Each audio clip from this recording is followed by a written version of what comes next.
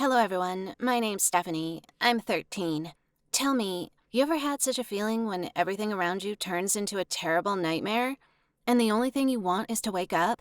Well, I had this one. I still remember with fear how this was going on in my life.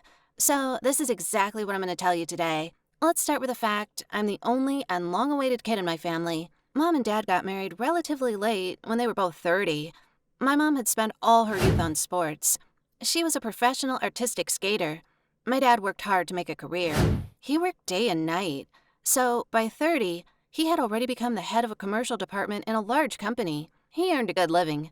My mom and dad met at a party with their common friends. Surprisingly, they fell in love at first sight and got married 6 months later. Of course, they immediately planned to have a kid. But something went wrong. They consulted a lot of doctors and even went for some medical examinations somewhere abroad. As a result, the doctors gave up, claiming mom and dad had no health problems. But somehow, they just wouldn't have any kids. My parents got desperate, but one doctor made my mom happy. He prescribed her some pills, and after a while, she got pregnant. I was born 9 months later. Anyway, taking into account all the obstacles and the desperation mom and dad had gone through, they always surrounded me with their care and love. And, of course, they pampered me a lot. I mean, now I understand my parents and grandparents had spoiled me. But then, I thought it was quite okay. I was growing up like a princess in my little kingdom, where everyone was ready to fulfill my every whim. And if my family forbade anything to me, I immediately started crying, shouting, got mad, and my parents did their best to calm me down as soon as possible. I've always had the prettiest dresses and the best toys. If my classmates celebrated their birthdays in a simple cafe, then I wanted to arrange a fabulous holiday so that everyone would envy me later. As a result, once my mom and dad even managed to rent a real old castle for my birthday party. How do you like this one? When Apple introduced a new iPhone, I immediately asked my parents to buy it for me. If one of my classmates bragged about a trip to Disneyland, my parents took me there the very next weekend. When I got older, I faced the fact my parents could also demand something from me in return, because they were always ready to give me everything. I mean, they weren't really demanding, of course. Thing is, I started having some problems with my studies.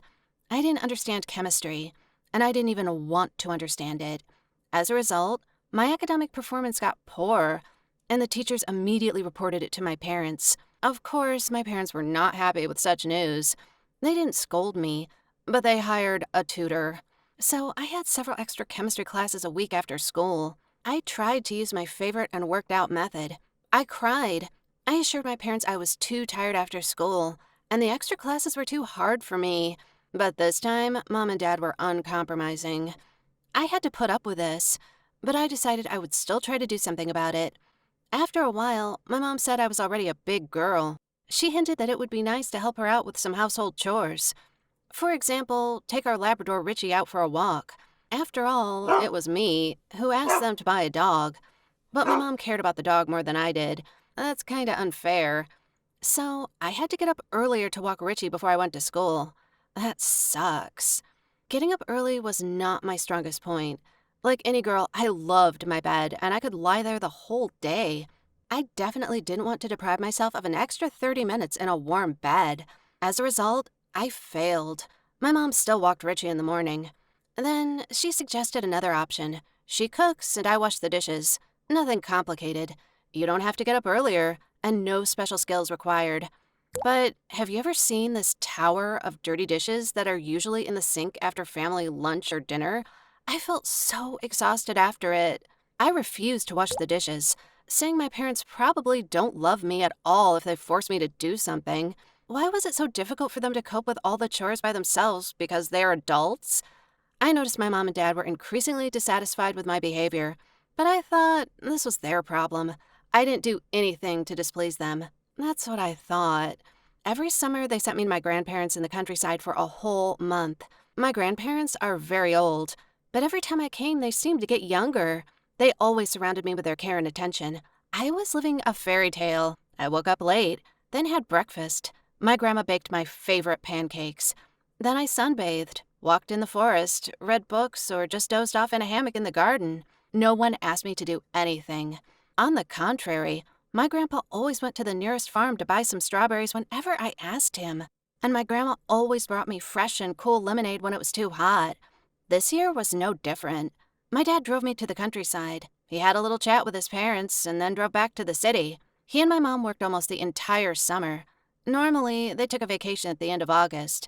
We all had time to go somewhere to the seaside and relax. Surprisingly, this time, we didn't discuss the place. Although we usually started preparing for our common holiday and made plans in advance. Like, we Googled some interesting places and fancy sea resorts. I decided my parents were preparing a surprise for me. That's why they didn't tell me anything. But the surprise started when I was at my grandparents' house. Mom and Dad hadn't called or texted me for the whole month. We usually called and texted each other every day, sharing everything. But this year was different. They talked to me through my grandfather and apologized for the fact they had a lot of things to do in the city. They also said they didn't have any time to call me in the evening. After a week, I started terribly missing my parents. I wanted to hear their voices. I wanted them to hug me, ask me how I was doing, pat me on the head, but they ignored me for the whole month, and they didn't even come to my grandparents to see me, though they usually came at the weekend to take a break from the city, hustle and bustle. I cried at night. I complained to my grandma, but she said Mom and Dad were just very busy. I was offended. Very, very offended. I decided I wouldn't talk to them when I got back to the city. Let them beg my forgiveness and explain their behavior. Well, this month flew by very quickly. I waited for my dad to come and pick me up. I imagined how I would turn my back to the window and be silent the whole way. But my dad didn't come. A friend of my grandpa's volunteered to drive me home. He often went to the city to buy something. I started having more questions in my head. How could they forget about me? Mr. Johnson drove me home, dropped me off at the gate, and went about his business. The first thing that caught my eye was the absence of my bike in the yard and the swing where I spent most of my time in the evening. I decided my parents just wanted to clean up the yard a little. Maybe this was a kind of surprise or something. Maybe they'd been doing repairs for the whole month to make a surprise for me. But the house hadn't changed at all from the outside. The front door was closed, and I didn't have my keys with me. Well, I thought my dad would pick me up and drive me home, so I didn't even bother to take the keys with me. Fortunately, my parents never closed the back door. I could easily get into the house through it. It was open, so I went into the kitchen. Noting there were no changes there, I called my parents, but no one answered. I thought they went out shopping to prepare for my arrival. They knew I couldn't live without banana milk and chocolate chip cookies. Remembering the cookies, I reached into the cupboard where my mom usually kept my favorite treat. Surprisingly, the cookies were replaced with healthy protein bars. Neither me nor anyone else in our family ate them. But maybe my parents decided to switch to a proper diet while I was in the country with my grandparents. My dad had said for a long time he planned to start doing some sports, as he wanted to get into shape. And my mom said she was going to lose some weight by summer. My favorite milk wasn't in the fridge either. There was just a package of orange juice. But I'm allergic to it. Definitely my parents had gone shopping. Otherwise, how could I explain the fact no one prepared for my arrival? Well, I decided to take a shower after my trip. I went up to the first floor where we had a guest bedroom, my room, and my private bathroom.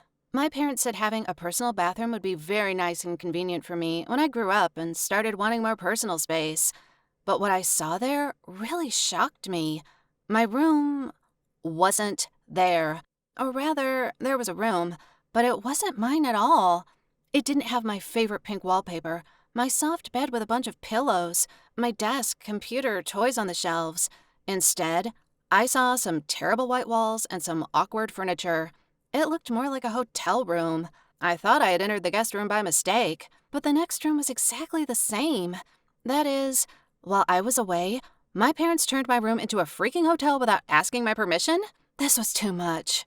I went to the bathroom to make sure everything was in its place, at least there. No, sir. The bathroom was perfectly clean. There were just a couple of new toothbrushes on the shelf and some packages of shampoo and shower gels. Maybe this wasn't my home at all, and I broke into someone else's house by mistake. But the kitchen was 100% like the one we had in our family, and I still had to find out what had happened to the rest of the rooms. I realized if I didn't talk to my mom or dad right away, I would go crazy. They should have told me what was going on. I dialed them, but the operator said these phone numbers didn't exist anymore. And that's when I got really scared. I went down to the living room, which looked the same, except perhaps there were no family photos on the walls where they used to be. These were the pictures from my parents' wedding, from our holidays together, and my first drawings. Well, there were the photos from my parents' wedding there, but there were no photos with me anymore. I felt like I was about to cry. It all terribly scared me. I really didn't understand what could have changed in a month of my absence. I sat down on the couch and burst into, and then I heard someone calling, "Hey, who are you?" I looked up and saw my mom standing in the doorway, looking at me strangely. I hadn't seen her for a month, and I realized I missed her terribly. I immediately rushed to her, hugged her, and cried even harder. But she indignantly removed my hands and jumped aside, repeating her question. She asked me who I was and what I was doing in her house. "What do you mean in your house? This is my home too." Then I saw my dad appeared behind my mom. He looked at me strangely too, as if he saw me for the first time. And then he asked her, "Who's this girl? How did she get into our house?" I thought it was a bad prank. When I told them I was their daughter, they were even more surprised, saying they never had a daughter, moreover, a teenage daughter like me. And this was the first time they'd ever seen me, and they had no idea how I got into the house. My mom, though I could hardly call her mom, suggested calling the police. Probably I was lost and needed some help to find my parents. I couldn't stop crying, and I begged my parents through my tears to stop this freaking prank. I begged them to forgive me for my bad behavior. I promised I would always take Richie out for a walk, help my mom wash the dishes, and do whatever they say. But they started to reassure me, saying they would definitely help me find my parents. They would contact special services and call someone, but I had no idea what to do or where to go. Should I go back to my grandparents? But what if something had already happened to them too, and they forgot me? I've never been a fan of science fiction movies, but at that moment, it seemed to me everything that was happening around me was someone's bad script or a nightmare. I wanted to wake up quickly. Dad took the phone and went to call someone. Mom suggested that I wait for the police to arrive at their house. But what would I tell them? That my parents didn't recognize me? I couldn't even cry anymore. So I just waited to see what would happen next. Nothing really depended on me anymore. I was probably so exhausted from this strange day that I fell asleep right on the couch I was sitting on. And when I woke up, I dreamed everything that had happened before would really turn out to be just a bad dream. Someone from above probably heard my prayers. When I opened my eyes, I heard my mom's voice. She was telling my dad that me, had been sleeping too long and they needed to wake me up. Then they both came into the living room. When they saw I was already awake, they rushed to hug me, saying they had terribly missed their daughter for the past month. They said I fell asleep right when I arrived, and they'd gone out to buy some groceries. So it turned out it was all just a bad dream. I immediately went up to my room. Everything was in its place.